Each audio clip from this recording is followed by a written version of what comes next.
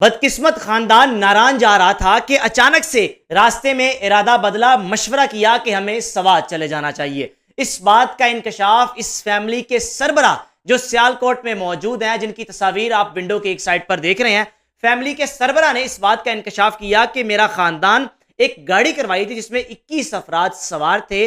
वो गाड़ी नारायण जा रही थी। अचानक से मैंने अपने बेटे को कॉल की और पूछा कि बेटा कहां तक पहुंचे।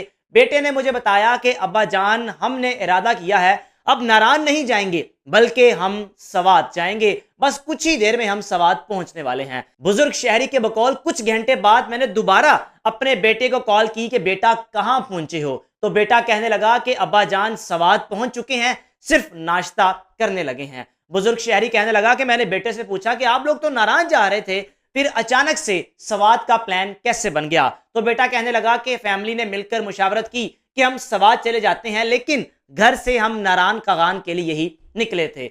बुजुर्ग शहरी के बकौल चंद घंटे बाद मैंने जब अपने बेटे को दोबारा कॉल की तो मेरा बेटा चीखो पुकार करके रो रहा था कि अब्बा जान सब कुछ रुड़ गया जे, मेरी बेटी चली गई, अब्बा जान बहन चली गई, अब्बा जान उसकी बेटी चली गई, अब्बा जान उसकी बेटी चली गई।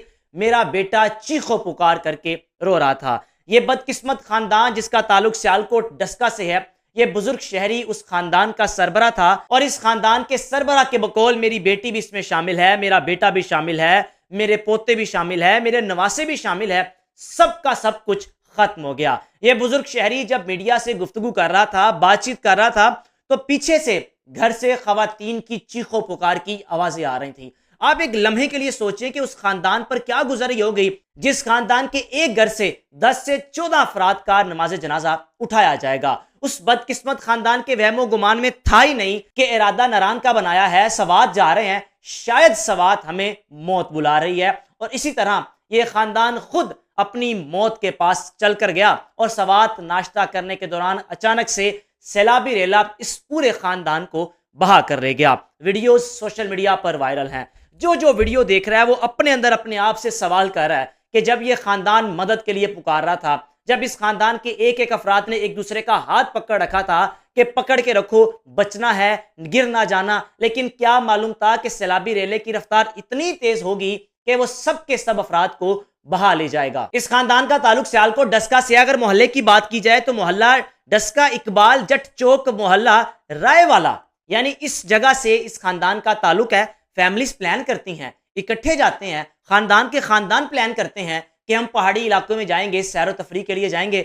लेकिन आजकल सैलाब का मौसम है और ऐसे मकामात पर मेरे ख्याल में एहतियात बरतनी चाहिए, नहीं जाना चाहिए। आजकल मौसम भी ऐसा है, बारिशें हो रही हैं और ऐसे मुकामात पर, ऐसी जगहों पर सैलाब का खदशा हर वक्त रहता है। लेकिन आजकल खास तौर पर इन दिनों में मेरे ख्याल में ऐसे इलाकों में नहीं जाना चाहिए। जो लोग इरादा बना रहे हैं या प्लान कर रखा है, खुदारा कुछ हफ्ते या कुछ दिन इंतजार कर लें, ये सैलाब का सीजन निकल जाए, फिर आप अपने प्यारों को पहाड़ी इलाकों में लेकर जाएं। एक और तहरीर जो आपसे मैं शेयर करूंगा, मेरी नजर से गुजरी, मैंने अपने पेज पर शेयर भी की है।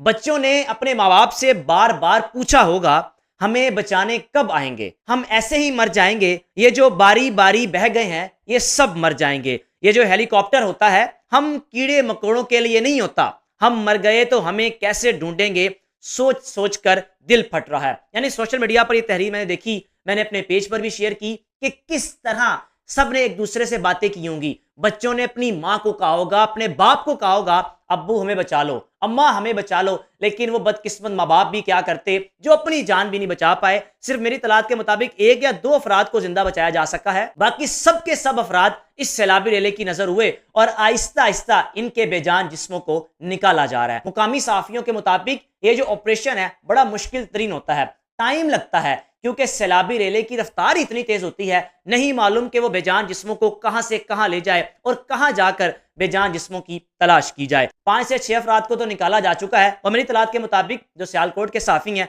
उनके मुताबिक 6 अफराद के बेजान जिस्मों को सवात से सियालकोट के लिए रवाना कर दिया गया है और कल इनका नमाज जनाजा अदा किया जाएगा। सियालकोट में इस वक्त सफ़े मातम है, इस इलाके में सफ़े मातम है। रहने वाला हर मोहल्लेदार शहरी वहां का परेशान है। हमारे शहर के प्यारे इस दुनिया से चले गए, यानी आप सोचें कि मोहल्लेदार शहरी हम सब इतने परेशान हैं तो घर वालों पर, खानदान के बकिया अफराद पर क्या गुजर रही होगी। अल्लाह ताला इस खानदान पर अपना रहम करे, इनको सब्र दे, और जो लोग बच गए हैं मुआजिजाना तौर पर है, जिनको निकाल लिया गया, उनको अल्लाह ताला सब्र दे। क्योंकि एक शख्स का मैंने इंटरव्यू देखा जिनका नाम शाहिद है, उनके बकौल मेरी तो सारी की सारी दुनिया ही उजड़ गई। अपने मेजबान को इजाजत दीजिए। अल्लाह।